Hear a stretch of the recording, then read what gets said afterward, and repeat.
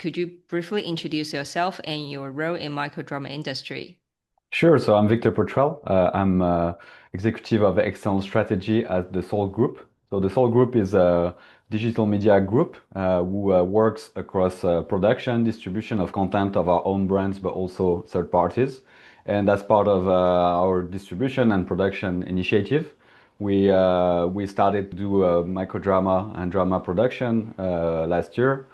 And it's something that has been growing in our own portfolio of production. And we also did some work on the distribution side, working with apps and also on distribution on social media. So I would say it's a space where we've been active. I mean, we've been looking at it for several years, but we've been like really doing things and testing different approaches for about 2 years now. Short has recently started exploring AI generated short dramas. What is the vision behind this direction, and why do you decide to enter the AI short drama space?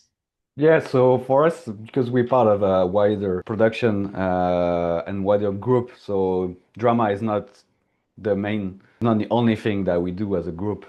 So we started digital media studio production and distribution company. So we grew an audience of 2 billion combined subscribers, followers across YouTube, Facebook, Snap. So those were like regular, let's say, horizontal, but also vertical short form production that we do in our studios or our teams is designing. So the AI is also starts with that. So obviously we are seeing the capabilities of AI increasing, and it gives opportunity to do things that we were not able to do before in terms of production. Maybe that because they were not viable, or because it was too slow, or because even visually it was impossible. So there is a wider push that we're doing on kind of pure AI production for social media in general. And what we're seeing is that those are like shorter videos, not necessarily serialized, but that actually it gets to a point where we can also start to experiment on those longer serialized versions. And the vision is that this obviously give us more flexibility in terms of production capabilities. We have to produce live action. We know it's everyone knows that will watch this video know it's expensive, time consuming. You have to use a lot of resources.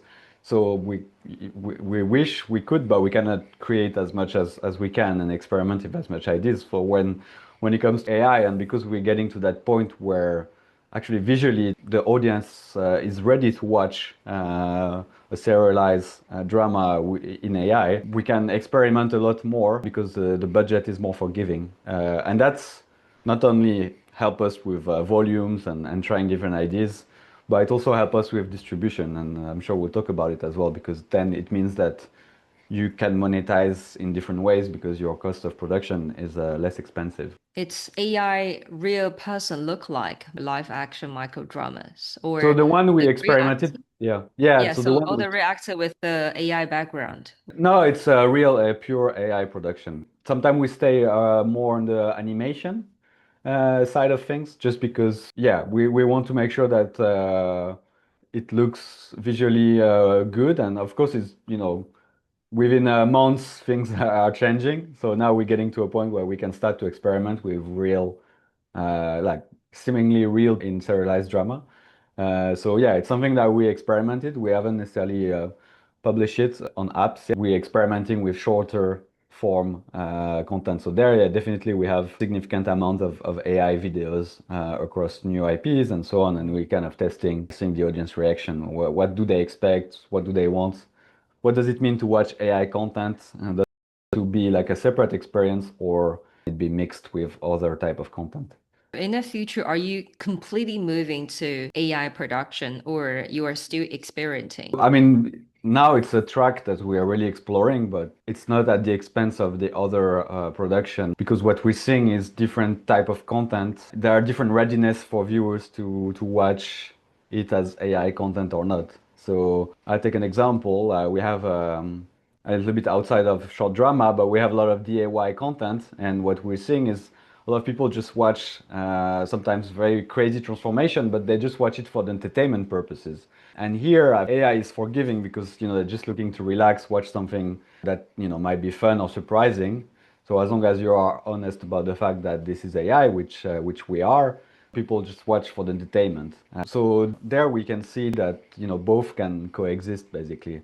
But there are other formats where people, want real human reactions and they will be looking for that premium content. So I think there will always be demand for both types of content. So for us, we're not kind of having AI take over everything, but we're adding it as like in addition to what we're already doing. So we are Yeah. seeing more creators and studio distribute short dramas directly through platforms like TikTok, YouTube Shorts, and Instagram Reels, instead of relying on dedicated apps. So from your perspective, if short dramas are increasingly distributed through social media platforms, what do you think the long-term monetization model looks like? Yeah, so I think we're seeing this already in terms of there's actually a lot of, even if they don't call themselves short drama, there's also already some serialized content that are performing well on YouTube Shorts, on TikTok, on Reels. Even I'm sure the audience would have learned about the drama fruits. So those are considered serialized content because a lot of the episodes you have to watch several in a row, and they're not so expensive to produce. The script is funny enough quite well designed in the way that they you watching, and this opens up opportunities for more AVOD monetization, so advertising-based monetization. When you have to spend at least 100K on a vertical drama, it's difficult to make it work purely on social media because you really have to have strong audience or maybe integrate brands from the get-go, which is not accessible for everyone in order to make something, some return or make it at least profitable. You lower your production costs. Obviously, it opens up more opportunity for AVOD. And the good thing too is that the audience is already trained to be on those platforms. A lot of the acquisition for the apps is coming from the same apps, from the same social media platforms.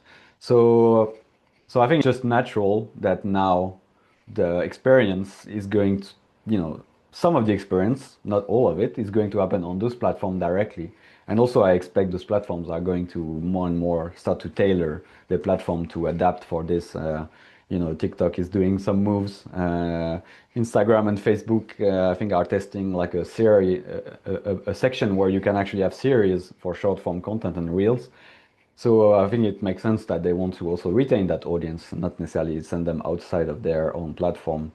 And the last thing I would add is like for us, we're also seeing it as kind of because we've been in social media streaming for a long time, we understand the dynamic of discovery and so on. It's something that we have been seeing for a long time, and we already have than 5 million combined follower subscribers for production without necessarily putting a lot of like full series, but we have been able to optimize for that audience, and I think that will definitely give us kind of an edge in terms of social media presence. The fact that we have so much experience, we already have existing IPs, even though they are different.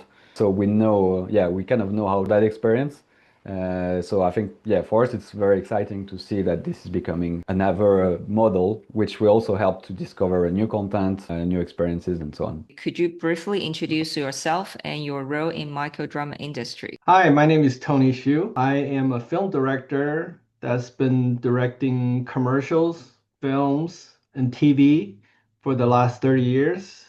And 3 years ago, I started making AI films. And I recently saw many of the micro drama becoming mainstream. And I've been actually doing micro drama since last year because I thought AI would be actually really good for micro drama, considering the time and everything it takes. I think AI would be the future of microdrama. So I was all in for AI microdrama. I know you've made several AI microdramas.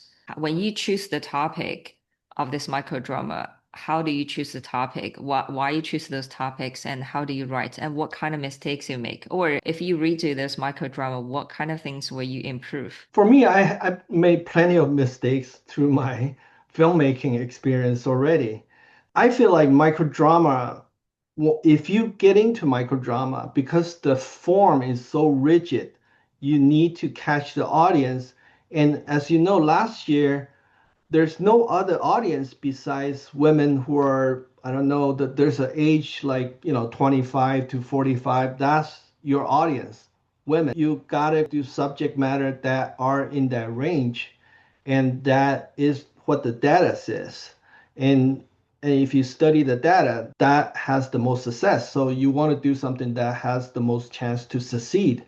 So you look at that data and then you start, for me, the process is really figuring out what kind of story they would like to watch and what I can create that's different than what they're seeing already. Because as an artist, you always want to do something original, but not so original people don't know what it is because you still have your main core audience and there's certain film that they only watch. For me, the process is really actually looking at data and going to AI and talk to a lot of the research we do now is with AI. And you talk to the AI and you go back and forth and try to figure out what would be the subject matter. And they have all the data. The most popular one is supernatural and romance, and that's really popular one. Well, and you have your typical like, billionaire boyfriend cheating on the that's been done so many times. So you want to do something different, but at the same time still popular. And one of the area that AI does really well is that you do supernatural because they don't have the budget to do supernatural thrillers or films like Twilight romance, but then it's vampire, and they try to do that with real life, and it's just not working because you don't have the budget there. You don't have the time for makeup and everything. So that's one area I thought AI would do really well. So that's what I've been trying to do, which is more fantasy, but still sort of romance. But moving forward, I think people are more focusing on different kind of genre. So you probably know one of the platform they do more like mystery or murder mystery, stuff like that. So there's all kind of subject matter that open up to vertical drama. Yeah, you mentioned about data. Where do you get those data or data from? I get it from ChatGPT, Oh, you just ask them directly, right? of course, Oh, and they okay. have all the data. Well, I come Oh, from a documentary background, so I did a lot of research for all the subject I do because documentary, that's all you do is research your subject matters. And what AI does really well, AI is a data machine. So they taking all the data from the past. So if you ask AI, they have all the data from the last 100 years or whatever. So you don't need to go to a research place to or some special secret place to find out who is really watching vertical. AI has all that. So that's the part you use AI to work with, that, and that's part of your research. You find your audience. You got to understand who your audience are, and then you target those audience, then you cater to those audience. Yeah. sure. I would like to share with all the audience that's listening to this and are interested to make vertical drama. I would say start with doing it on AI and enter our competition. It's gonna be in October 15th. It'll be on Tech Week Los Angeles. We'll have a big premiere and we'll have a gala and we'll present the winners, and we'll show the vertical drama, and we'll have all the industry people there. I'm Eric Heinz, EP at Snow Story and head of creative content at MoviePix. All right. And how do you tap into microdrama industry? How did I get started in the industry? So it was a phone call from some friends that I produced with for over 15 years, mostly short form content, promotional 360 marketing campaigns, commercials, music videos, and they had already been doing interactive microdramas. And they had a new client that were doing 3 back-to-back traditional microdramas. It was a new client, new app that hadn't launched yet, and neither of the company's partners could be in town, and they trusted me. So I was lucky enough to have my first experience shooting 3 back-to-back in LA. That's how I got in. I did have offers to do it earlier on, and it wasn't something that I thought was fun because I looked at the budget and the amount of time things would be shot. Ooh, I don't know if I want to get into that. But then when they twisted my arm and I finally got on set, I saw a lot of the people that I was working with for over the past decade on set working and keeping the lights on and feeding their families. So I thought, well, I'm in. So I jumped in with both feet, and I put on my business development cap and got more work so we could keep things going steadily. How do you see data? How do you implement data into Yeah. feature production? Yeah, I mean, really the most popular genres are romance drama and family drama, followed by like, subgenres like werewolf and mafia and CEO and billionaire. So we're not straying too far away from that formula, but maybe we'll keep that formula of a romance drama and do something with pirates or something that hasn't been done before. You know what I mean? But it's still popular, right? Hockey was a big hit when it came out, and Snow Story did one of those, and it was insanely popular. But maybe there's something that hasn't been approached yet, like basketball.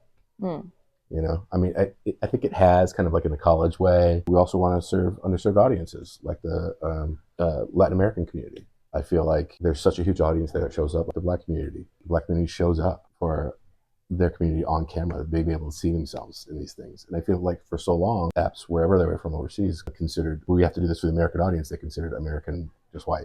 You guys are neglecting a whole audience here that wants to consume this and wants to see themselves on film. So we want to take chances in that realm too, and really be a leader in that space as well. That's a smart way. How do you approach to those audiences? Honestly, the creators behind the camera and also writing have to share that same experience. You know what I mean? So we're not going to have a bunch of white dudes behind something that is a Black female driven rom-com or something like that. We want to make sure that people behind the camera are also represented in the front of the camera as well. See, right now in China, how about those top tier actors? Are they losing jobs? Are they doing okay? And he said they're more popular right now.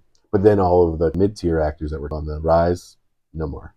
They're losing jobs. But I did find a very interesting thing. It's already happened in the industry. That was told by Sociopath CMO, because she said her mother is involved of those live streaming shows. So basically it's in Chinese, another Kwai. It's compared to Chinese TikTok called Kwai.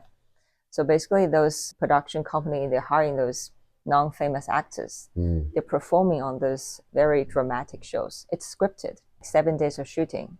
So each day they will be there. For example, a woman is pregnant and she's speaking to the camera. Let's say the live stream is start at 10, right? She's speaking to the camera. I'm pregnant. I'm dating 3 men at the same time. I don't know who this baby is belong to which father. It's very dramatic. And then talking to the camera. Been there, done that. And then somebody, there are people join the live streaming room. And then there's her mother will join and they have conversation, because that's just waiting for more people join in. And the real drama comes. They're the 3 fathers, the 3 guys who came into the live streaming room. It's radical. Interesting. So it's interactive. Yes. So it's dramatic, I know, but it's AI avatar interacting. No, nothing to do with AI. So but it is interactive. It is interactive because those audience will comment on this show. They'll say, hey, I think she mentioned that her father, the baby's father, is. They're guessing.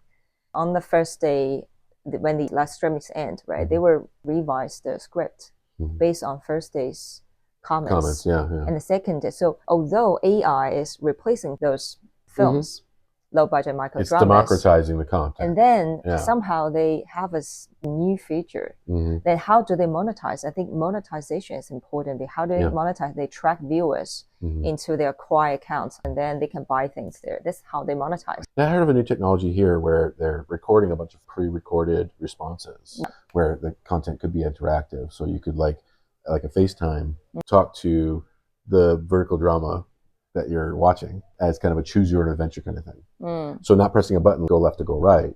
It is like, oh, close the door, that type of thing. And there would be a bunch of bank responses, there'd be 0 latency, and the drama would react. It's based off of a white space program where all the responses are ready to be triggered by your voice response. Would you please introduce yourself and your role in microdrama industry? My name is Kai, last name Pan. I am the head of marketing communications for a company called Animana. So Animana is a fairly young startup. We're about 70 to 80 people. We are based out of Singapore. Not technically Singapore. We are registered in Singapore, but I would say most of our operations are based in Shanghai, China. So we are a fairly international team, but in short, I believe that our company is focused on creating an AI native creator ecosystem for AI native micro serials. So micro serials is my preferred term for what some people call episodic shorts or micro dramas or short dramas. But our whole thing is about fostering the first generation of AI native microserial creators. So we believe that this technology is revolutionary. This is a burgeoning market. There is consumer demand for this kind of entertainment content. But while the market is pretty mature and advanced in China, it is still pretty nascent overseas, globally around the world. But there is this opportunity for people to use microdramas and use AI generative technology in order to create content to serve consumer trends. Consumer trends in terms of attention spans, what kind of content they want to consume based upon their current lifestyles. And we want to be a leader in this field that will not necessarily replace long form content or other forms of fragmented short form content, but will become a category of its own. I'm just curious, how do you tap into microdrama industry? Honestly, fully transparently, I was probably more of a skeptic of both aspects of what our business is about. I was a skeptic of AI technology, generative AI technology. I was also pretty skeptical of short dramas, of microdramas. Again, if being honest, I do think I am biased towards traditional prestige television and film, but I understand how my preferences are not necessarily preferences of everybody in the world, right? There is definitely a growing market, a proven market, not only in China, but overseas as well. It's not my job to project, it's my job to understand what people want, but also deliver quality content in order to meet their needs. In the context of microdramas or microserials, a lot of that is based around what are they lacking in terms of emotional feelings that they want to experience, right? What are the contexts in which they want to experience these things, right? But I do think that the industry right now is very localized into a certain kind of genre and tropes. And I do think there's opportunity for that to broaden into different genres, different tropes. It will not all be as commercially successful as what works right now, what is validated by the market, but there is that opportunity for this to not be pigeonholed by that romantasy concept or the love stories and romance stories. What's the biggest misunderstanding for those American audience or American markets or to Chinese market, microdrama market? Yeah, so this is a pretty loaded question, right? And there can be a lot of controversial hot takes on this. I'm going to try to be a little bit more diplomatic. I think one of the tensions or frictions here is there's a lot of dismissiveness. And I don't think it's necessarily from one side to the other, but I think it's from both sides. But if we're going to limit it to say like, okay, well, what are the misunderstandings or, as I think of it, dismissiveness from the non-Chinese market towards the Chinese market, right? One, yeah, they see this trend. They see, or it's not even a trend, a movement, a paradigm shift with microdramas, with short dramas, right? They know it's coming, right? They know it's already gotten a foothold and it's growing, right? Here in Los Angeles or Latin America, Middle East, whatnot, right? It's coming, right? Maybe it's about 12 to 18 months behind China's market, but that's fine. They know that it's here to stay. Some people are going to try to learn from what happened in the Chinese market. Other people are going to be dismissive of it. I think for a lot of people, there's going to be a mixture of both in their head, right? A certain kind of tension or conflict or cognitive dissonance. I think it's really about figuring out where that line is between, okay, I can dismiss this because there are objective differences in culture and market that do not apply to the market I'm working on. That's one thing. Okay, that's fine. The other thing is, what are the differences that I want to dismiss, but it's because of my subjective biases, right? I'm not sure if I'm putting this correctly. I think international creators really need to identify what they have to study, what the Chinese are doing right? So we can say that, okay, maybe their assumptions about foreign audiences are wrong because they're more there's a certain amount of insularity. They don't have as much exposure or local native understanding of a certain target audience. Okay, that's fine, that's fair. But how do they do their business? How do they distribute? How do they monetize? How do they operate very successful billion-dollar businesses, right? It's not just creative, right? There's also the objective business executional aspect of it. And the Chinese are exceptionally good at this, out of necessity, right? You can call it hyper-capitalism or whatnot, but you do need to study why they do certain things and what those things serve and how it has benefited their bottom line. Because if you want to make a business out of this, right, you have to learn from that. So it's really, really hard to figure out, okay, what is something to dismiss, ignore because of these different market or cultural differences, and what is something you just don't want to understand because you're using this difference in market and culture as an excuse for you to not confront that you need to learn that. You need to learn that. I don't know if that was too abstract. Was it too abstract?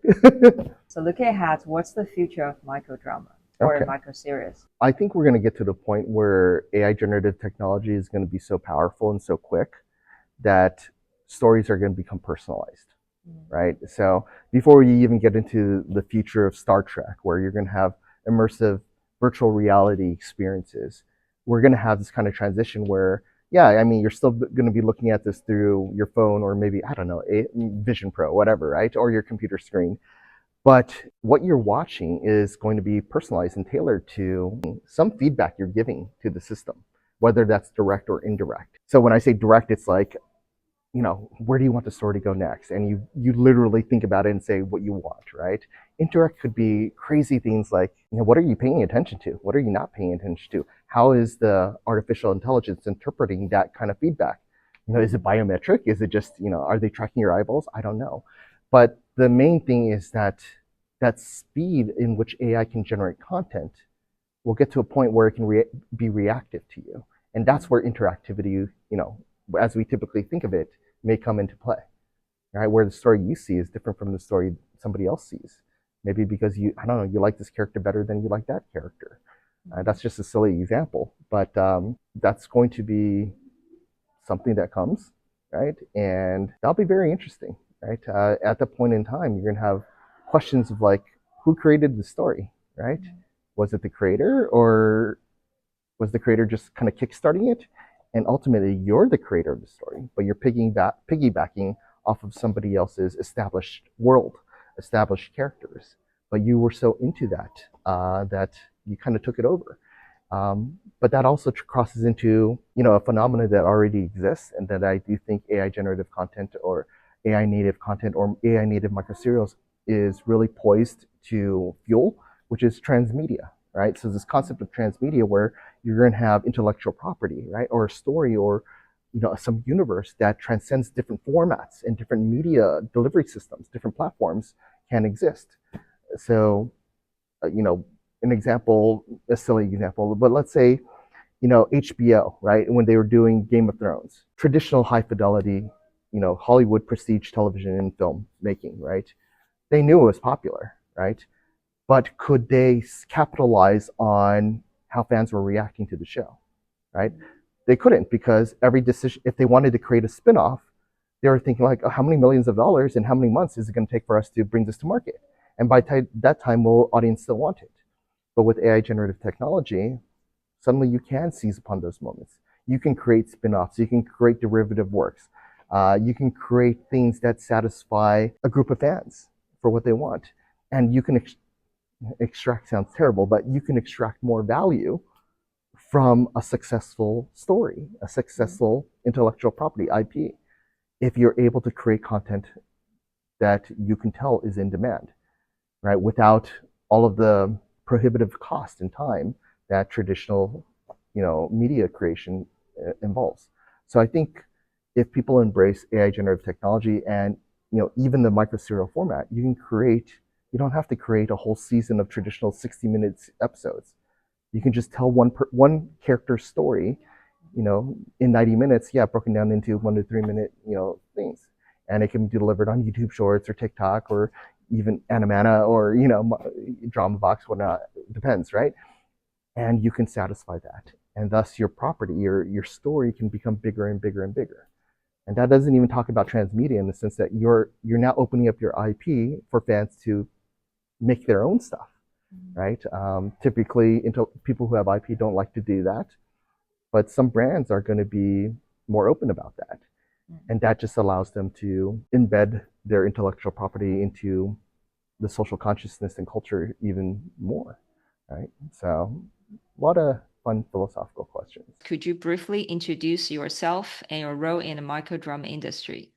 So my name is Sampachari. I'm from India, and I have been in the filmmaking. I've been in the film industry for the last 15 years, where I have done conventional films, where I've headed studios, where I've headed platforms in various departments. I started with television, then I ventured into web series, then I ventured into audio shows, heading two of the like biggest platforms, in the world. And then I went on to make my own feature films, which was a part of film festivals. And then AI got me excited, this was I think 2 years back, and I was really keen on exploring AI and exploring its potential on what it could do. And around the same time, there was this vertical drama boom that was picking up in China. So that's something that I picked up in a market actually in Hong Kong last 2 years back. So I was looking into these markets and the kind of content that they were doing, and vertical dramas were picking up. So I said, why not combine dramas with AI and create a platform for my own stories. Well, according to you, if I'm right, so director is in the center of the AI microdrama, right? In the whole team, director is the most important person. Yeah, yeah, yes. He's the one who is, getting the 3 minute, 3 second stuff right. He's the one who are actually getting the right. Because without the director, it just goes away. Because then we are not doing scripts, then we are not doing micro, then we are just serving a reel series, for example, right? And we don't want to do that. It's a very, I don't, I would AI, and with the kind of automation and with the kind of micro drama that everybody is doing, the director is kind of getting sidelined, which is not happening in case of Whisper Whale or something that we are doing, because we at the center of the vision is still me and John, like who the human element to the microdrama, to the AI aspect of it. So I think that still remains at the center of our philosophy, that director has to be the real creator, the real driving force behind it. What about writer? I think they're equally important, or no? Of course, the writer and director. So John is the writer, I am the director. So we collaborate and everything comes together. That's how it. But I would say when it comes to the execution part of it, and that's why there is a distinction between the writer and the director. I started as a writer. I have now transitioned into directors, and there are writers who want to write throughout. So if a writer doesn't have a good director with him to take the microdrama or to take the story ahead, then it just becomes a good story wasted. So for me, that's like when a writer with a great script, with a great idea, and he or she, they give it to a right director, the director sort of drives that vision, and it's the films, you can have a great script, but if the director is not good, or if it's not a well directed film, it all goes down. So I think as the directors are empowered, the writers equally get empowered. So I think that's the synergy. At the end of the content belongs to everybody. It belongs to the writer, it belongs to the director, it belongs to the actor. But at the center of it, the creator, the visionary who is actually creating the entire world, who's driving the force ahead, that has to be the call has to be taken by that one person who is the director, the captain of the ship, basically. I also have a question because it happened in China. In a few Chinese company, they kind of steal production company. They steal people's image from Chinese TikTok and use them in AI micro drama, and they cause a lawsuit. I'm not sure. I'm still observing the result. See the result. So, what do you see this? So, I mean, in India also those lawsuits have happened. In India, there is a lot of those are booked and with actors and even entrepreneurs. Like everybody who has a unique personality, they get their personality rights booked. It's a wrong way of doing things. I mean, getting people's image without authority. It's a very wrong precedence that we are setting. And I'm completely with the actors who are actually doing it. I support them who are actually taking these steps against these companies, against these giants. But we also have to. I mean, in India especially, they have found out a way to actually preserve their personality rights and to so that people are not misusing it. So that is something that has already happened, and it is already happening around the globe. An interesting part about AI and how we can really collaborate in terms of with real actors is the fact that there is a very new technology, there is a new way of using AI that is using VFX, right? And here we have done some really incredible work with actual actors in actual green screen, and with the background change and everything, and the actor still remains, his or her voice still remains there, and they are performing, they are acting, but it's more in a very concise, precise way, that you have the real actors actually performing and the VFX just doing the other manual, the roto work of it. So I think that's something that the industry is naturally moving towards, and we just have to wait and watch that where this tide really takes us. Because there's no concrete answer on as to how do we stop these giants who have so much, legal power and legal support to stop doing it. A way to do it is take your personality rights and preserve it right in the beginning. But once that has already been breached, it's very difficult to actually fight them.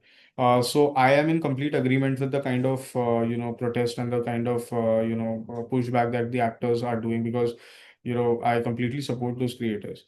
But we'll have to wait and watch as to how these things are going to really happen. As for our shows, we are very particular that we are not using any real characters because most of our work is animated. So we don't really we are in that sweet spot of, and I started as an animation, with the animated IPs.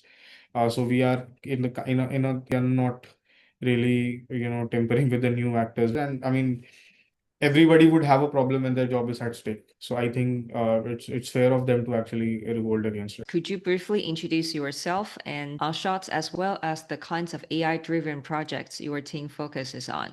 My name is Vicente Diopis, and I'm one of the executive creative directors at Unshot.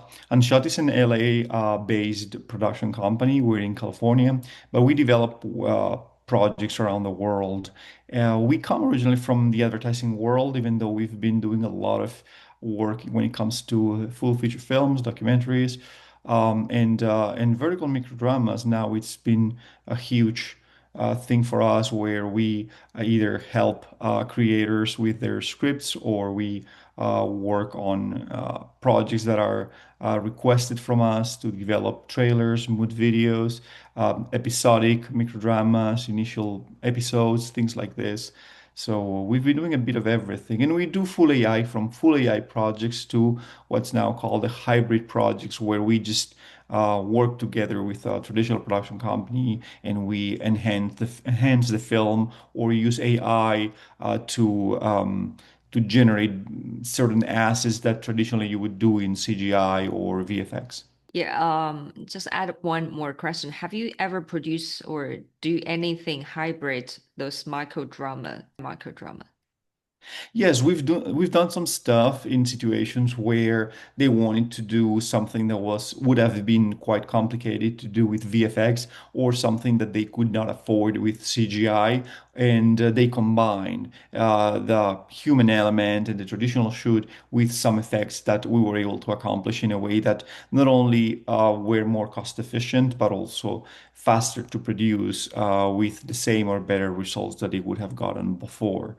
So it's a recurrent topic right now. It's been for the last 3 months, I would say. But every single day, more and more production companies and indie filmmakers, they are realizing how this is something that exponentially increases the possibilities of doing things that in the past they would not have been able to do. So in that case, yes, when you bring that hybrid production through AI, the possibilities are endless. How do you implement your human involvement in AI, like let's say AI microdrama production? The way we see AI at Unshot is as a creative partner. A creative in the sense that it serves you as brainstorming. It helps you come up with some ideas, with some elements of the film, some solutions for things that you already are thinking of. So, for example, we would never go to AI and say, "Okay, give me an idea for this," but we will say, "Okay, this is an idea. How can we make it better?" And then, as it's giving you the results, we give the feedback. We work as creative directors in this case, where we will say, I don't like this. This is how I would do this line. We wrote the scripts, we write the scripts. And then from that, we can make tweaks. We can do corrections. We can do quick things, or we can do something faster just because we're using AI. at that level, but it's just to polish things. It's not to do anything from scratch. So in terms of the video, it's the same thing before, and I always say this. When you work with AI from a creative perspective, your first prompt is not written on a computer. Your first prompt is written on paper. We go out, we walk, we brainstorm, we come up with ideas, we come up with the vision for how we would bring a specific idea to life. What would be the camera movements? What's the type of cinematography? We do a lot of research before we even get in front of the computer to write a prompt. And the prompts that we write are not simple prompts, as you can imagine. They're incredibly long. So the human factor in that case plays a big role when it comes to creating the ideas, the scripts, and all this. I will say also that when it comes to the human element in terms of the actors, we also believe that using real actors dramatically increase the quality of the work. Whether you are doing a hybrid production where you're using a real actor, you're shooting the actor, and then we are enhancing with AI, that's one great possibility. But the other one is to just have the actor to act the scenes, to see how it would be brought to life in a way like how you would do it with a traditional CGI, with some sort of animation where you would have the actor performing the scene and then you would translate that into AI. And we do that in many different ways. Sometimes we do it through motion control. Sometimes we use that as a reference for the micro expressions. And the same for the voices.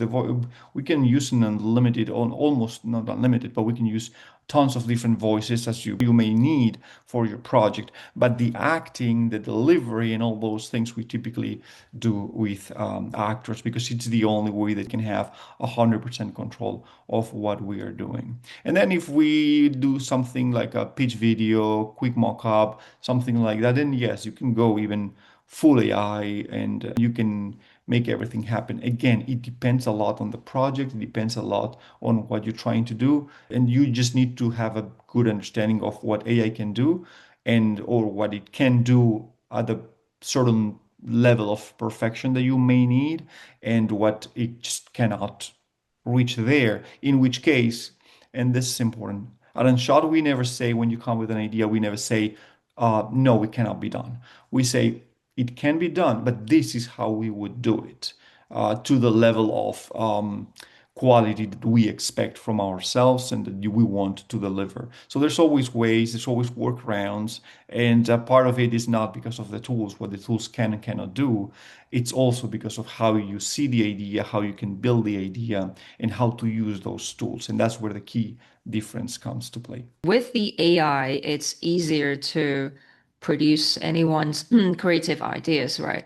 Is it going to generate too many AI generated microdramas? Because of the tools, the AI tools are available to everyone. There's going to be more people that have access, of course. There's more people that are going to be creating things. I don't see that as a disadvantage. I see that as a possibility for everyone to go and explore and test and play with it and create. And that to me is a huge win for the entire industry, the entire creative industry, and for us humans as a whole, where we can go and we can do our own thing. And it's the same as a digital camera, whether it's for photography or whether it's for film. Would you say that since the advent of digital films, there's been an improvement in things? There's films, a lot of bad films, but there's a lot of films. So there's a lot of options that you have when you want to go and watch something. So AI is just gonna grow, let's say, increase the amount of content. But I think that same has happened with filmmaking, where anybody with a camera would go and try to shoot something. At some point, they realize that yes, you can have the best camera, but unless you do have the ideas, unless you understand the language, and unless you have the storytelling abilities, you're not going to go anywhere because you do need all those things, and then you do need to put the effort. With AI, it takes us a step further because I would say that most people can afford the tools. The tools is not a huge price tag that only certain people can pay. It's something that kind of puts us all almost like at the same level. So the tools are not going to make the difference. The talent is, and it comes from the perspective of the creators and your skill to do things, but also not just the prompting, but also the not only prompting, but also the ideas around it and how to bring things to life. Could you briefly introduce yourself and your role in microdrama industry? I'm Shantanu Tungare. I'm a filmmaker and a narrative strategist. I'm also a co-founder of Bulk Chamka Studios. We are one of the only studios in the country who have finished more than 100 micro dramas. We have in-house local AI pipeline, which we are servicing some of our clients with. Those are all the short dramas where we create volumes of content. But of course, keeping the story intact and of course, keeping the integrity of content intact. So that's what we have been doing. We have seen this shift in the market where we came from the long format, which is all the Bollywood films, all the Netflix and Amazon series, and to then when most of our clients started getting in touch and asking us if you want to do something in AI, can you do something in AI? So we had to carve out a specific team from our company who are specialized in live action, train them in AI. And it's been 2 years that we have localized all the models and have customized models for each of our clients. So we are one of the only studios who are offering that at scale. Why do you choose mythology as a foundation for AI storytelling? I mean, to be very honest, as a Chinese person, I'm assuming you're from China, right? You're from Yeah. China, correct? As a Chinese person, you understand that you have such a rich civilizational history. Similar to yourself, India has a rich civilizational history. Most of the text has decoded that information in visual language. All right. That visual language, when it gets decoded by regular filmmaking tools, it either takes 10 years or like it increases the timeline, or it either is not translated in a very aesthetic way. What I realized when I started digging deep into my civilizational stories, I realized that AI is able to map out the visuals with exact minute details what I wanted. So what I realized is this is me sitting in Mumbai trying to go through the ancient texts and understanding, oh, this is how that visual would have looked like. Imagine those really grassroots stories from the smaller villages when they start coming out without any production issues. Like, for example, if I go very deep inside a village in India, that person has access to the same AI tools I have access to. If that person decodes the civilizational stories he is or she going through, imagine the rich knowledge I would get exposed to. Imagine the rich entertainment I would get exposed to. So I feel AI is a great leveler when it comes to civilizational storytelling, which helps me retain my identity as a person from India. All right.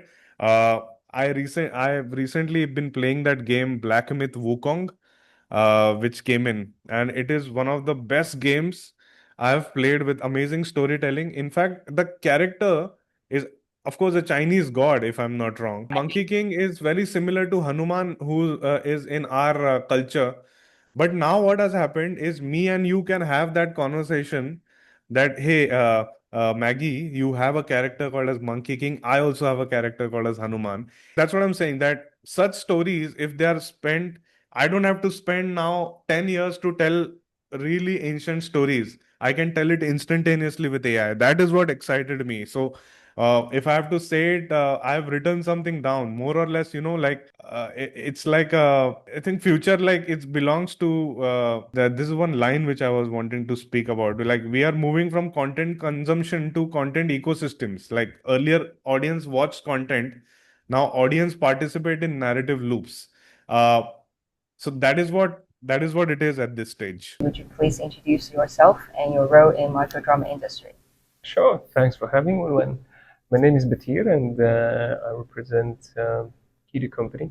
We operate love drama app, microdrama app, worldwide with the regional focus on Latin America, US, Europe, Middle East, and Russia and CIS. I'm the Director of Business Development within the Kidu. and I'm in charge of the acquisition, co-production, distribution of our original series, basically everything related to content licensing within the app. When you choose the original shows you produce, how do you choose what kind of topic do you think it's suitable for local audience, vertical content? I might not be the right person to discuss on the creative side, Right. because we have the content lead and production team who is in charge of the scripts and the stories that they want to experiment with. But the general rule of thumb is, first of all, is microdrama mechanics. So basically, the act, the cast, the location, and the twist can be from region to region. However, the main underlying story and the microdrama mechanics, it usually stays the same. So you have the trope, which works. Like, for example, the storyline of the basically forbidden romance. The main subject and the storyline remains, while the cast, the location, and some minor tweaks, they change. But the overall mechanics, we try to keep it. I know you acquire content from other platforms, and how do those titles perform? And can you give me some example? For example, this show works in which area and why? We usually roll out with English first, and then we analyze their performance in English. Although sometimes it's difficult because it's also about the marketing part, which is also a completely separate division within the company. Do you apply AI into either production or script writing or any workflow? We do more and more. It helps us a lot on the pre-production side. We've started experimenting with the full production cycle of AI. Yes, our analytics team is heavily relying on machine learning AI to basically to predict which stories and series will have more chances to success. Can it predict? Is it possible for it to predict which is a success? I don't think we are at that 100% yet, and I think we're still far from having 100% accuracy. But considering that we are coming from the data background, we heavily rely on the big data and trying to gather our own analytics of content and competition, as well as basically the database of the kind of like stories and ideas that can be successful. Except accessing the scripts and final products, what else do you do with AI? As I said, we started to have the full production line with the AI series, and it will be a different kind of like production line and a different section within the app with AI series. And we want to make sure that we addressing both live action and AI series, and in most cases, AI series addressing the fantasies and the ideas of the stories, which would be too expensive to shoot in real life. So it gives us a bit more room to maneuver and more room to experiment with different concepts and stories. But we just want to make sure that we have both. So we are not relying on AI to replace our content slate, but at the same time, we want to make sure that our audience have the opportunity to watch both AI and live action. Have you produced already, or you are in the process of producing? We have produced already. Yeah, how's the results? We are very happy. I cannot say that it's 100% realistic. Basically, always find some details which is not meeting the criteria. But we are satisfied with what we have at the moment, but there is always room for improvement. Are the audience pay for those AI shows? Do you know their feedback? Do they like it? It's too early for us to analyze because we produced only first series and it premiered only a few days ago. So it's a bit too early to analyze. But we are eager to know a bit more the feedback and the response from the audience. Could you briefly introduce yourself and your role in the microdrama industry or anything related to microdrama? My name is Sharif Awad. I'm Egyptian. I work in the beginning of my life in film distribution in cinemas, American films, with the 7 major studios in the 90s. Then I worked in film festivals as a programmer and also for television stations as a writer producer. And I used to travel to film festivals to cover international cinema and also to select films for Egyptian festivals. I also was writing for Egypt Today magazine, which is an English published magazine in my home country, Egypt.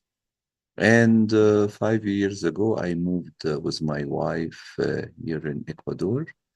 And I work right now with a streaming service, American, on Android and iOS, and as well it is a content aggregator to around 300 channels, streaming channels worldwide. It's called Binge Networks. My relationship with short drama, that when AI started, my background was communication engineering. So I started using it in writing scripts and because I have my own blogs and YouTube channel, I interview artists around the world. So it helped me to research my scripts. And then when the image and video model and also the audio model started to rise, I started to create stories with them. First, with websites like 11 Labs, and then with Flux, and then when Sora 2 started, I started to create short stories, and also with currently with Google Flow, because right now Sora is out of service last month. So I do short stories using AI as a content creator. A lot of creators are using AI to make short drama and video content for platforms like YouTube and Meta. But at the same time, many people are worried that AI generated content may get treated as AI slop by platforms or algorithms. So, from your perspective, what are creators getting wrong right now when it comes to AI storytelling content? I don't think the creators are getting it wrong. There are creators who are trying to use the same template to create a bunch of videos following the same template all the time. Like a teeny weeny details are changed between one video and the other. So I think this is what we can call slop, using the same template to create repetitive videos or micro dramas or whatever. And but the problem that the AI moderation right now on platforms like YouTube and Meta, Facebook and Instagram, cannot know the difference between AI slop and a short story that had a lot of creativity behind it. And during the last month, same as last year, many Instagram accounts were shut down without explanation around the world, followed by Facebook. And this year, also YouTube started to shut down maybe millions of channels, accusing them of repetitive content or non-authentic content or whatever, for many reasons. And there is no way of for these creators to send like an email to YouTube, because it's impossible for YouTube to reply or to all these appeals, because they are millions of channels, and they don't have enough staff for human revision of these creators. So this is a big problem. And one of the reasons as well, and I like to say that for all, especially the young people who are using AI, and I think it's the way of the future, that YouTube right now is trying to be YouTube TV, not YouTube, the platform we used to know for independent creators with people, creating stuff at their home in their backyard across the street. YouTube right now want people to produce big production, and it's trying to compete with Netflix right now. And today, while I'm preparing for your interview, uh, right now Cannes Festival is taking place, and I think Kristen Stewart, who did Twilight films, she announced she would like to make a movie for YouTube exclusively. So right now, YouTube want to become a platform, maybe with subscription as well, to compete with Netflix, welcoming big creators like Mr. Beast and similar. And I want to know it. I think from my perspective, it is impossible for new creators to get like million or 3 million subscribers like Mr. Beast, because when Mr. Beast commenced, I don't know, maybe more than 10 years ago, the algorithm was different. Okay. So I think creators should be smart right now. Just also was hearing a creator who was narrating horror stories by his own voice, and the algorithm on YouTube didn't recognize his voice from being human or AI. So his channel was demonetized. Okay. And right now he's moving to Spotify, and he will start from scratch to get more subscribers and followers on Spotify, because he was demonetized. And people who were not demonetized, sometimes their channels are removed completely without a possibility of appeal on YouTube.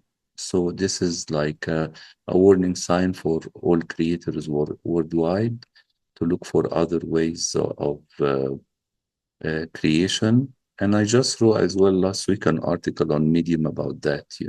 What you mentioned about is, if I get it right, so Mm-hmm, YouTube is more welcoming those big creator mm-hmm, studios instead mm-hmm. of individual creators, and is Sure, it? So for sure. individual creator, your suggestion is not still betting on YouTube but moving to other platforms. Is that what you suggest? Yes, from my perspective, I think it is a waste of time right now for creators. And I'm saying this to young people, they are very enthusiastic. Of course, some of them, if they will try hard, the target of any creator is to make a living from his own or her own creativity. Okay. But if I work hard on a channel for a couple of years and then I am demonetized or removed completely on YouTube, I think it's a complete disappointment. I compare it to somebody going to his work, and where his work, the company telling him we don't need you anymore, you know. So I think creators should be smarter to have other options.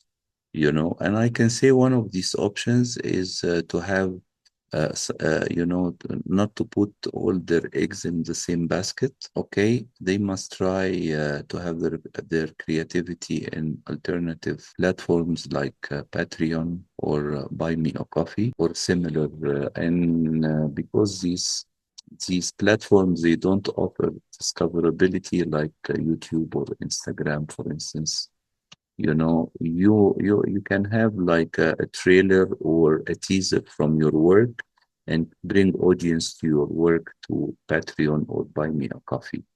Okay, I think this is the best way. And so, especially young people that we care about a lot, because they are the minds of the future, they should do that from now on, because you don't know, you can wake up one day and like millions of creators last month, either they are demonetized or they don't find the channel at all. Introduce yourself and your role in short drama industry. Yeah, of course. My name is Sophia Singh. I'm the founder of Plot Party.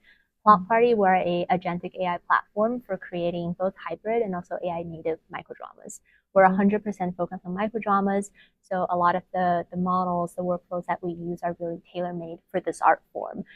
Elements like character consistency, outfit changes, power shots, a lot of those are natively supported using our platform. And right now we have studios using our platform to produce shows. We also have platforms that are our partners as well. Can you explain us more about the AI tool you are building? Yeah, so ever since the first Stable Diffusion, the first Flux, ever since the models came out, there's always been a group of, I would call them AI forerunners. These are people who are super early to the technology and they're trying to experiment with all the models, do their own post-training, do all of that to get the best results from the models. But really, that's still a much smaller group of people if we're thinking about who could actually benefit from the models. So our tool, the whole premise is we understand the models really well. Every time a new model, a new variation of the model comes out, we do all the evaluation to figure out what kinds of use cases are they good for, what kind of styles, what kinds of shots are they good for, and what's the best way to use them, both from a prompting perspective or from how do you chain them together. So our tech is really in, after having that understanding, we package it in a way that's really native to microdrama creation so that our users don't have to know, oh, today Seedance 2 comes out, next month Happy Horse comes out. Let me go try all of them and let me figure out how to use it. At the core, we're a multi-agent system where we orchestrate across a bunch of models, commercial, open source, and our proprietary post-trained models as well, so that we try to give the best quality. And the happy state, the state that we're trying to get to is you tell us your story, we'll present it to you in the highest fidelity possible to get you from an idea, a script, to a fully generated AI drama. Of course, today the models are not perfect, so sometimes you have to regenerate a couple times, but give it another year, it's going to look very, very different. Do you help with the AI help with the scripts? We can and we do. We actually did our own post-training based on the understanding of what makes a good microdrama script. So we do help with the scripting, but I would caveat and say that out of the entire step, if you think about how do you make a microdrama, right? Script, coming up with the characters, locations, what they all look like, coming up with the storyboards, making a video, editing the video. This entire process, the part that the AI is the weakest is the scripting part. And to many, they think, oh, it's so easy for me to just put a story into ChatGPT and say, hey, give me a 50-episode script. But in reality, all of them are just really, really bad, especially for something like microdramas. So we still encourage a lot of our users to do their own scripting. But if they just want to try out an idea, if they're like, we trust the AI, or we're going to let the AI do the first round, and then we'll come back and do our own editing, we do have scripting agents within our ecosystem as well. So it's more in production. You're more strong in production AI. Yeah, I would say the current state of AI is the strongest in production. And it kind of makes sense across any of the AI models, any of the modalities, image, text, LLMs. They're all, the core foundation of the model is reversion to the mean of the corpus of training data. So at the end of the day, if you just rely on AI to write you a story, you're not going to get something that's super original. But so much of, we talked about this earlier, so much of microdramas is trying out new formats, trying out new original ideas, and whatever idea works, then you can keep on going with various variations of the ideas. But to get to that initial idea that's original, that's differentiated, it's really difficult to rely on AI for it. Sometimes our users would have an idea and they would use our scripting agent to say, okay, now give me 5 different possible scripts, given if my idea is I want to have a story where it's, a couple and one of them turns into a superhero or something like that, then we can help them with it. But it's still up to the human, especially on the creative side, to choose which one they actually want to pursue. I also have a tough question, might be. So I've been to Chinese exhibitions, AI exhibitions, microdramas. Every platform, Chinese platform, is launching their own AI tool. Like what's the difference between yours and theirs, or how can you compete with them? You mean the distribution platforms, or not distribution? They're having all AI tools for creation, for building their AI microdramas. Yeah. So I think if we're talking about the core mechanics, right? We need to write a script. We need to come up with the characters. We need to animate the frames. That system is super easy to set up. But why is it that there's still human in the loop required? Well, it's because while it's easy to set up the bare minimum, if we think about, okay, what do a director usually have to do, what do a storyboard artist usually have to do. There's actually a bigger level of quality, which is harder to quantify and it's really difficult to measure. So actually on our platform, the first version of the platform we built within 3 weeks to have, an idea to final video. But what took the longest time for us is to look at everything and do the fine-tuning that's needed and make sure the quality is high. So let me give you an example. If in the microdrama it's the two of us having a conversation, right? And where's the camera placement? Is it behind me, over the shoulder, two shot of me looking at you? And maybe if there's a lot of tension, then zoom into your face. How do we make sure that the cadence is right? A lot of those things you can only get right if you actually fully tune your platform to the specific art form. So while there's a lot of players out there on the market, I think quality does count. When you actually input an idea and you let the AI run, how good is the actual generation? And then the other thing is, how tightly integrated are you with all of the various facets of microdrama creation? Whether it's if someone is going through a costume change, right? If someone is doing this and that afterwards, how can you respect that in the right way? And the last thing I'll mention is that the platform itself that we built, the underlying part is actually more similar to a game engine than it is to a media generation platform. So every element that we have within the entire generation stack, we note not only what they look like, the visual part, the image and video, but also who they are, what they do. So that, say if we have two characters and we already have an episode built out, right? How they would interact. Part of it depends on their visuals, part of it depends on their personality. Like a person who is really shy when they walk into a dance ball, or a person who's really confident, a person who's really bubbly, they're going to act very differently. And we do have all of that codified within our platform. So we're treating it almost like a game engine in that we want to implement a lot of layers of metadata, not just the visual things, which a lot of microdrama platforms only do that. Could you briefly introduce yourself, your name, and your position in the microdrama industry? Hi, I'm Elizabeth Dell. I am a microdrama consultant with Hooray Media. Prior to that, I was the head of production for Candy Jar. How do you tap into microdrama industry? So I had a lot of the skill sets of microdrama well before microdrama. So I'm someone who's been a creative producer and a line producer for a lot of years in Hollywood. Dimes into dollars, low budget production was something I always knew how to do. And then I got tapped for the Candy Jar role because they were looking for, well, just a lot of the things that I had. I had done a bunch of work in Asia, sort of on feature films mostly. I had a development deal with the China Film Group, but I was kind of in the mix of the China Hollywood thing, so I was aware of the short drama industry before it crossed over to the West as much. And then also, I know low budget production really well. I know romance and intimacy. I've actually been a tech founder. I built a consumer app for romance and games between partners. And so all of that meant that the kind of combination that you need for microdrama, which is an understanding of the tech side, an understanding of the storytelling, an understanding of the production limitations and how to make all that work. I sort of had all of the pieces already, and then it all tied together in the vertical world. Wow, you feel like the microdrama is the right thing for you. Yeah. So I might need to dip a little bit deeper into the story. You've had experience in working interactive romance app? So yes, I built an app called Amorous. I did that during the pandemic. I took a break from a lot of the production side of things because a lot of independent film, which was where I was spending a lot of my time and I was really excited about, just wasn't possible in COVID.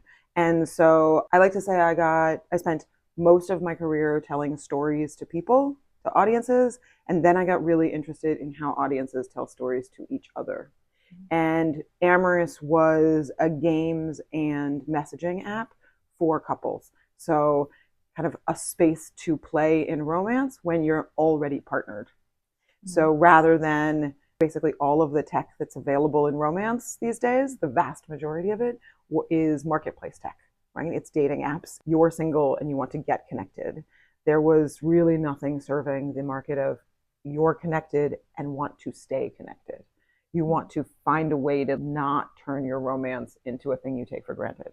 So that was amorous. It was a really fun time. It was a great idea. We got about 20,000 users and 1.5 million or so gameplays, but it didn't monetize the way I wanted it to. And then I was looking for the next thing and came back to film and production and found Candy Jar at that moment. So, or Galatea TV as they were at the time.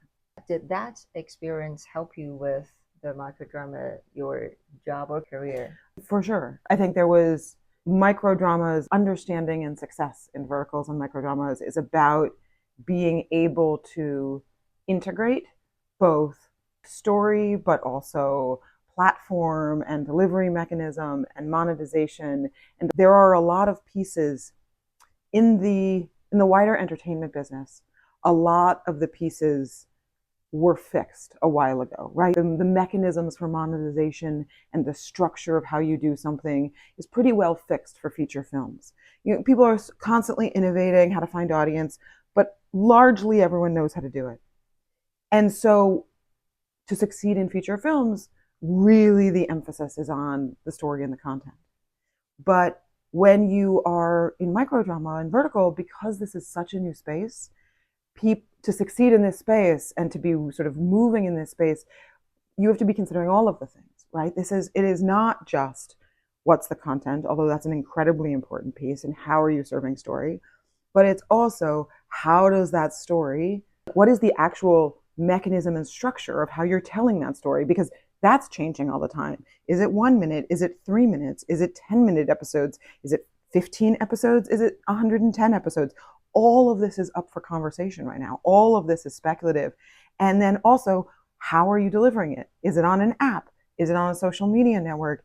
Is it through a streamer? All of this is up for conversation right now. It's all of it being tried and trial and error. So being able to sort of work in all of those spaces, to be able to think like a tech founder and think like a CFO and think like a creative producer, all really valuable pieces in this space where everything's the Wild West and everything's being innovated. So you also mentioned you work with China's industry before. Yeah. How was that experience and how that influenced your career? It was a great experience. Well, it would have been an even greater experience if the major project that I had wanted to do with the China Film Group got made.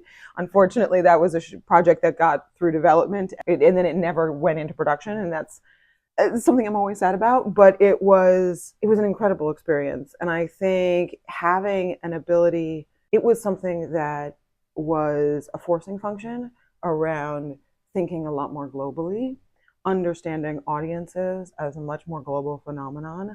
I think the dominance of Hollywood for the last 100 years, both the dominance on the tech, on sort of being the space that those technologies of attention were created, but then also the dominant force in making the content, all that soft power fed a very American belief, which is that the way we think is the way the world thinks, right? The way we are is the way the world is. Because we kept telling the world how to be, and most of them were accepting our version of story, if not buying into it completely, because we had the most of them. And I think in verticals and entertainment in general now, the world is a much more global place, and stories are different. And the 3-act structure is not universal. And you do not have to have you have tension. There are other mechanisms of story. I think that verticals are a really international space. It's been really exciting to see all of the different companies and all of the different countries that are in this space and the markets that are growing. And I think my previous experience with China was really helpful to give me some grounding in having other viewpoints in the room and being really thoughtful about whose story am I telling and how does that story resonate with my audience or a different audience. So do you think the female protagonist or female characters in microdrama have some rooms for improvement? I think, yeah. I mean, I certainly think there's a lot of room for improvement and expansion. I was really proud while I was at Candy Jar and I was the head of production that we had an absolutely no lady slaps rule. Like we just didn't hit women and women didn't hit other people because people don't need to hit people. I mean, with the one exception of if we had an active fight sequence. If we had like a very big fight sequence, then there was like punches and things. But normalizing like physical violence against other people in just a day-to-day manner was not a thing I wanted to do. Never did body shaming shows. We, in fact, like one of our most popular shows of all time was Kaylee, which is a high school show about a pretty curvy girl. And that's just who she is. And the hot football player falls in love with her. And never in it is there a conversation about whether she's oversized or not. And that was something I was really proud of. And I think there's a lot of room for those stories. I think, again, it's a question of as we expand and all of these things weave together, as we expand the monetization systems, as we expand the mechanisms for how people come in and watch the systems and watch these shows, when we have less of a you need to shock someone into stopping their scroll or clicking through, I think we'll see a little bit more character development versus kind of shock value shows. Yeah, I think there's room, and I think that we haven't really seen what happens in an explosively popular show. And I think the kind of business case for quality hasn't really been seen yet. I think we're starting to see it. I think Hoorae's show Screen Time, which I'm so proud of and is, 80 million views on Pine Drama in its first less than 2 weeks of release, is an example of where we can be going. But I think once we start to see these really huge numbers putting up on the board around, if you make it well, there is a whole different world of audience, of scale, of revenue that's possible. We'll start moving away from shock value. I'm really excited about that. Could you briefly introduce yourself and your role in short drama industry? My name is Dahlia, and I run the Vertical Films Lover Instagram page. I have been running that page for about a year, where I review and I recap the verticals that I watch, and I keep my ear to the ground when it comes to the industry. I try to attend industry events, and I love how verticals are done and the business of verticals. So I try to keep the audience really informed on really the behind the scenes stuff, as well as try to maintain my ear to what the audience wants so I can tell creatives what the audience wants. So I'm kind of a go-between, really. How do you maintain your ear in the industry? What did you do? Well, when I first went to the LA vertical drama market last year, I met a couple of producers and some platform directors. They wanted to talk to fans and audiences, and I created meetings with them where we could talk about the tropes that were working, the trends that I saw, really with other reviewers. I talked to reviewers monthly, where we have a podcast that we do, a monthly podcast.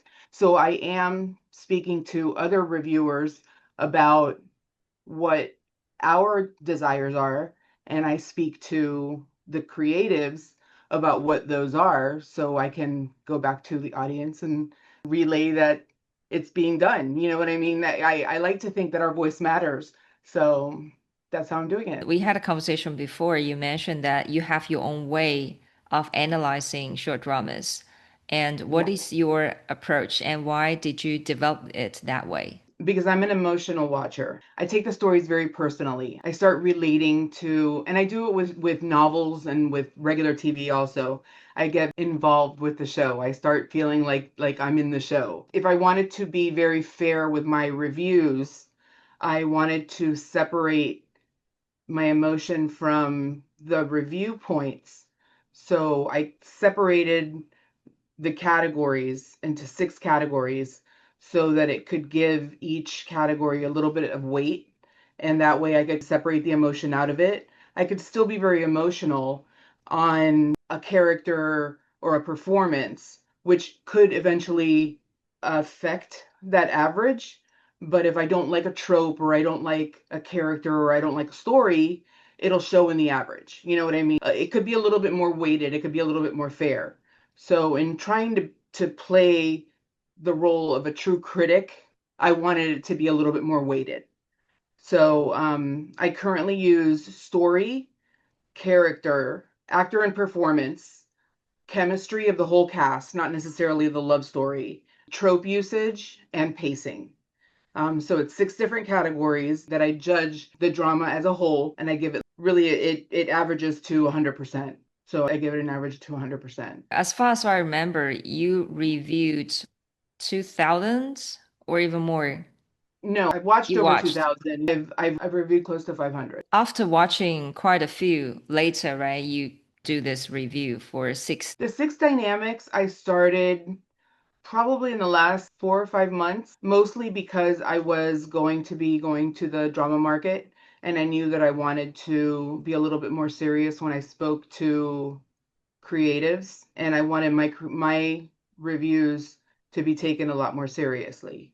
Since I was going to be speaking to script writers about understanding your audience, I wanted them to feel that I was analyzing each category, not just looking at it from an emotional standpoint. How does your analysis help with the creation or production? Can you give me an example? Well, if I'm looking at it, if you can separate a story, you think of the characters, you focus on the roles that you're assigning, then you focus on the actors that you're assigning to that role, you focus on the actual story, you focus on how much need tropes. Really, you can itemize your story. You can figure out the popularity of each actor or the trope usages within, if it's going to be too many tropes. As a writer, really, I've seen writers kind of counter pacing. Each category will have its own nuance that they'll figure out. There are different types of stories that certain script writers have a style. Some are very methodical when it comes to their pacing. Some are a little bit more slow burn, and it really will depend on the actors and whether the actors can maintain that and the popularity of the actors. The more popular the actor, the more the fans will tend to stick around, so you can do a little bit longer of a slow burn. And that really just depends on the story, and it's all part and parcel with how you pair the actor with the role, and how that will fare with the fans. But the fans are there for the actors. So I know that if it's a popular actor, you'll be able to do a little bit of a slower burn with the pacing. Do you have anything else you want to share? My biggest is credits and marking of, I mean, if platforms could be mindful of warnings, marking if something is AI. Give us the choice to click on whether to watch an AI something, because that's a very contentious point right now. And rather than making it a thing, I think that giving us the choice. Yeah, warning people about AI or violence or sexuality, but sexuality is always in it, most of shows, right? Yes, but some are steamier than others. You could absolutely say whether there's going to be a little bit stronger. There's steamy and there's depiction of assault. You know what I mean? Sex could be sexy or it could be stronger situations. So there's triggers, I think, that I worry about sometimes. I think that if that was in the front, like where they have MA-17, where that something's going to be a mature topic, there's little codes that they use on regular TV that I think would be easy enough to do. Could you briefly introduce yourself and your role in short drama industry? Sure. My name is Joshua Manu.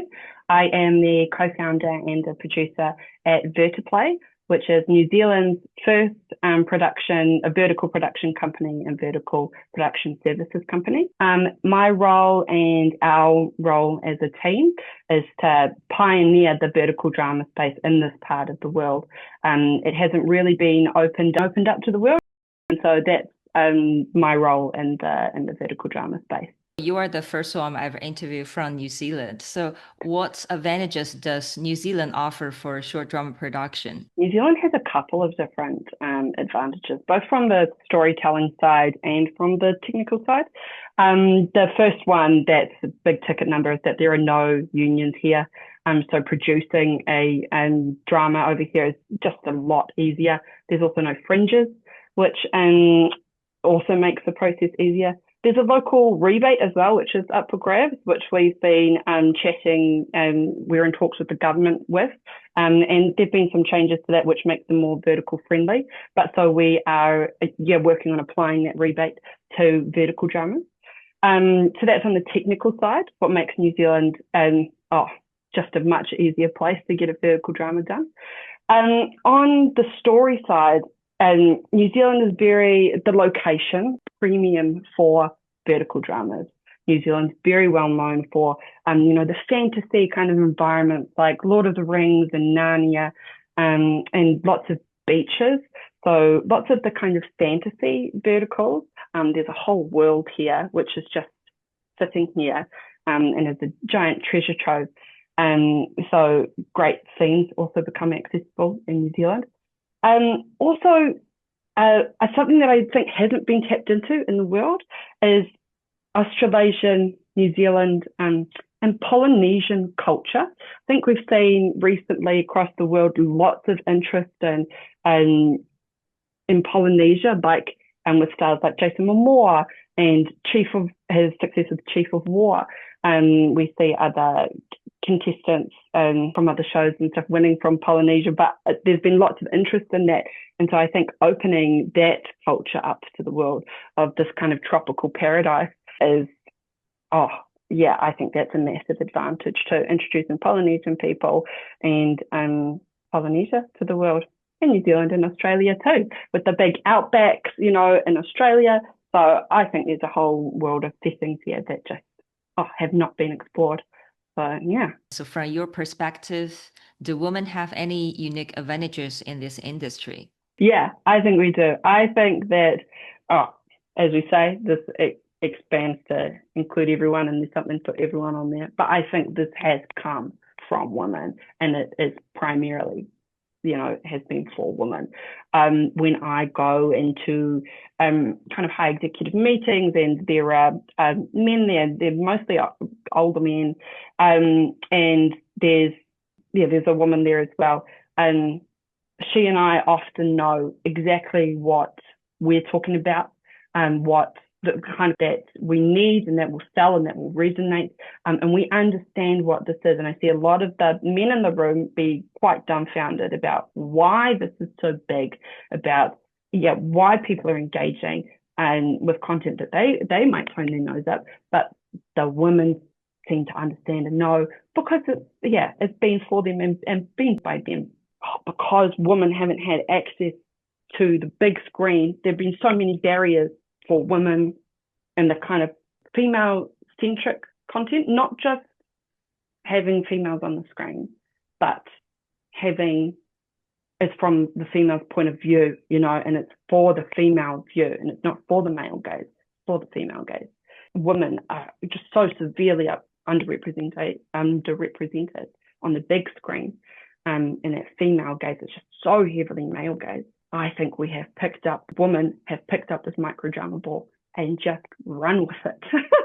That's why I love it, is because it's just full of the female gaze. What about the disadvantages that this women face in short drama space? The stuff that you just go through every day. The woman that's just, reflective. Going into these meetings, I have, my male partner with me who started there to play with me, and we go into these meetings and I'm the face of our company, and they'll still talk to him. And when I'm talking, they'll just talk over me, and my voice and my viewpoint is just not taken as seriously by some of the people who have been in long-standing positions very long. I think also as well, we see with the content being put out, there's still a lot of exploitation towards women, I enjoy lots of these things because lots of these fantasies are from the female point of view, and so they're not I think there's a danger with some of the microdramas that lots of the ones that get clicks and views that have extreme things happen in them, and we see violence and we see, all of these kinds of crazy storylines. And lots of the time that's violence directed to or about women, and so while I respect some fantasies that some people may have, I think that there's a danger of just using the woman as a commodity again, as something to abuse for clicks. And I don't think that's right. I don't think we have to have that. So I think that are still viewed as something that's exploitable, and that in these big spaces are still facing hurdles just being taken seriously, or as an equal. Could you briefly introduce yourself and share what the title Vertical Godmother means to you? That's a strange one, right? So my name is Jax. I live in Amsterdam, the Netherlands, and got into the vertical space in March 2024. We did an interview before, obviously about a year ago, I think. And I was approached for coaching by one of the vertical leads at that time. And I'd never heard of vertical drama, started exploring the space. And a few months in, after meeting a lot of people and going to LA, one of the producers said, "Hey, I feel like you know everyone in the space and you're connecting everyone in the space. I'm going to call you the vertical godmother."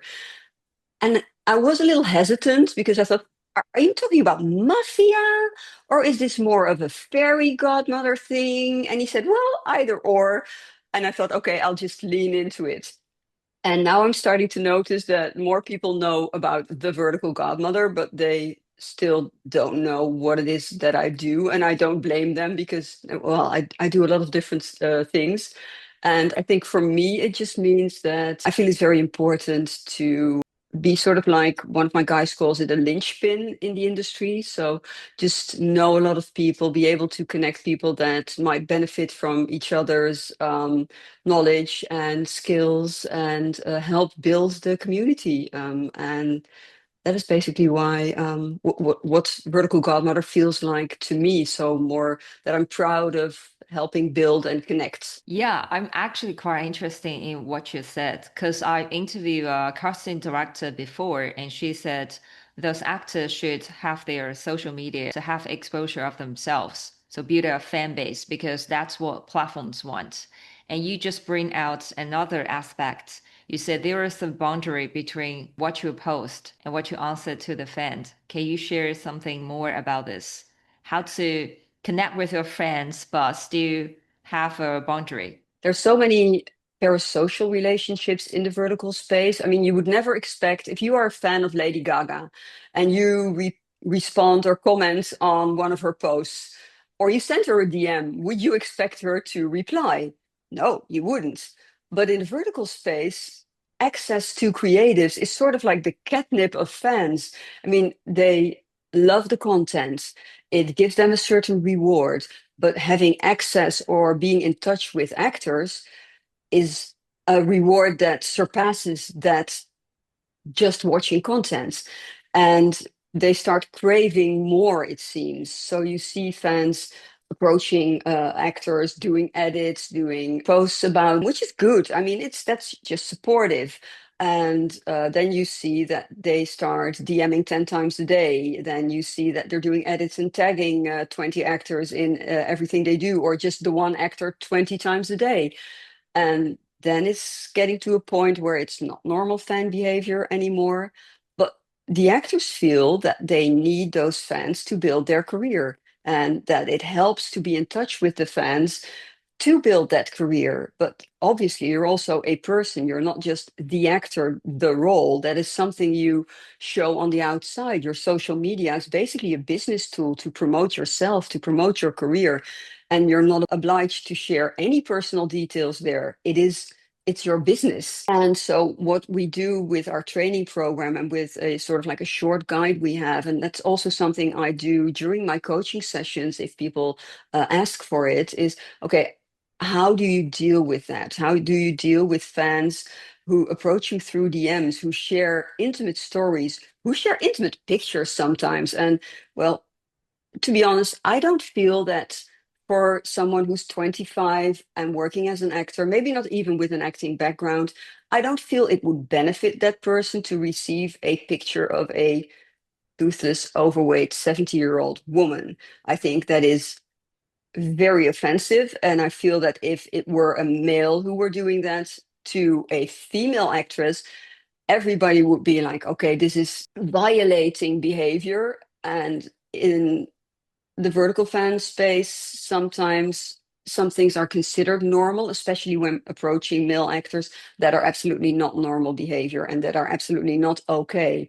So what you can do as an actor, for instance, is create a system where you are very polite, but the only place you comment on posts or reply to things is in public. You don't do that through DMs. You don't send people pictures through DMs. You don't send voice messages, because it's not just fans out there. There are also scammers that will use that information.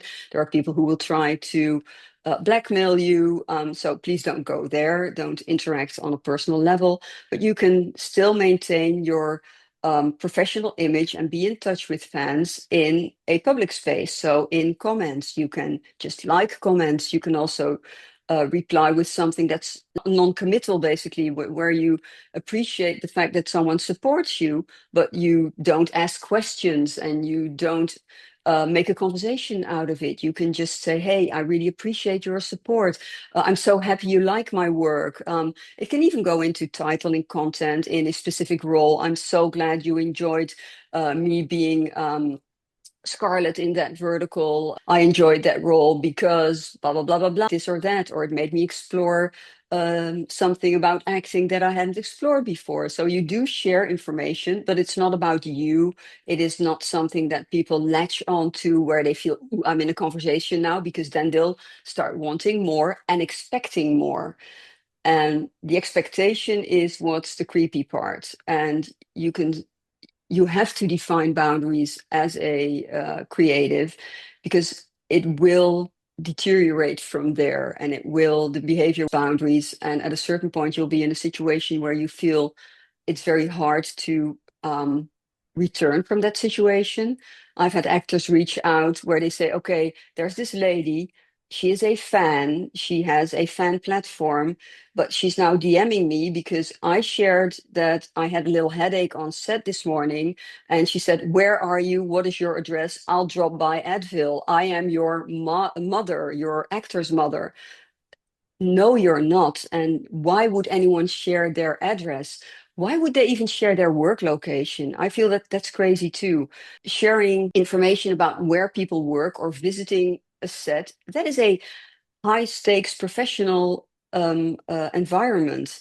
That is where people have to concentrate, where they have to act out emotions. You have to, when you're finished with a scene, you need to take a moment to basically touch ground again and just relax for a bit or prepare for your next scene. And if there's someone there that is a fan, even if they call themselves a professional, and they want to get their pictures taken with you, and you feel uncomfortable, but you're afraid to say something because, I mean, this person posts on social media and your career might depend on it. It is not okay that someone is there, someone is sharing those locations, someone is invading a professional environment and expecting things, and then that progressing into trying to create a more personal or a deeper professional relationship where there is no professional relationship. It is those risks, and in a mainstream environment, you'd never encounter that. It's unheard of that a fan would visit a set of a film and just get interest. This is not someone that is press. It is not someone with a professional interest being there. So why would they there unless they're building something that benefits the space? I can give you an example. For instance, Megan from Real Drama, she is trying, like I am, to make things better, to improve conditions for actors, to make sure they are fairly compensated if they engage in any type of promotion or any type of interview and stuff. She does that. She tries to a space by doing that in a professional way. If she does an interview, there's a videographer there. She arranges a time. If there's a manager involved, she approaches people when she needs to through managers. That is how it should be. And that is not how this space up until now has been built, because fans have been very important and they will remain very important also because they are a huge feedback engine for content. That does not grant them the right of access to people working in that business. It grants them the right to watch their content and be happy to watch that content and to do fan edits, but it doesn't, that subscription with access to the actor as a person.